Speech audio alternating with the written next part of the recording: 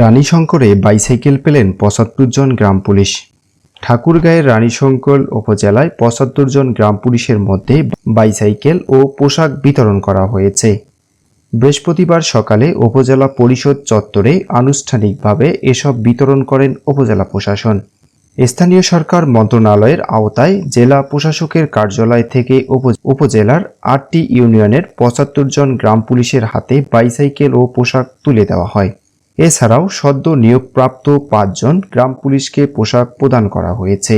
বিতরণ অনুষ্ঠানে উপস্থিত ছিলেন উপজেলা নির্বাহী কর্মকর্তা ইউনো শাফিউল মাজলুবিন রহমান এবং উপজেলা প্রশাসনের অন্যতম কর্মকর্তারা।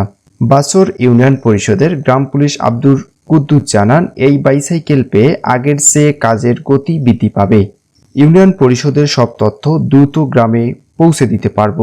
ইউনো শাফিউল মাজলুবিন রহমান বলেন, গ্রাম পুলিশেরা ইউনিয়ন পরিষদের বিভিন্ন কাজে যেমন জন্ম মৃত্যু সনদ, হোল্ডিং ট্যাক্স আদায় এবং আইন শৃঙ্খলা সংক্রান্ত তথ্য দিয়ে স্থানীয় প্রশাসনকে সহযোগিতা করে থাকেন। তাদের কাজকে আরও গতিশীল করতে সরকার এই বাইসাইকেল দিয়েছেন। তিনি আরও বলেন, এখন থেকে গ্রাম পুলিশেরা ইউনিয়ন পরিষদের গুরুত্বপূর্ণ তথ্য আরও দ্রুত ও কার্যকরভাবে জনগণের কাছে পৌঁছে দিতে পারবেন।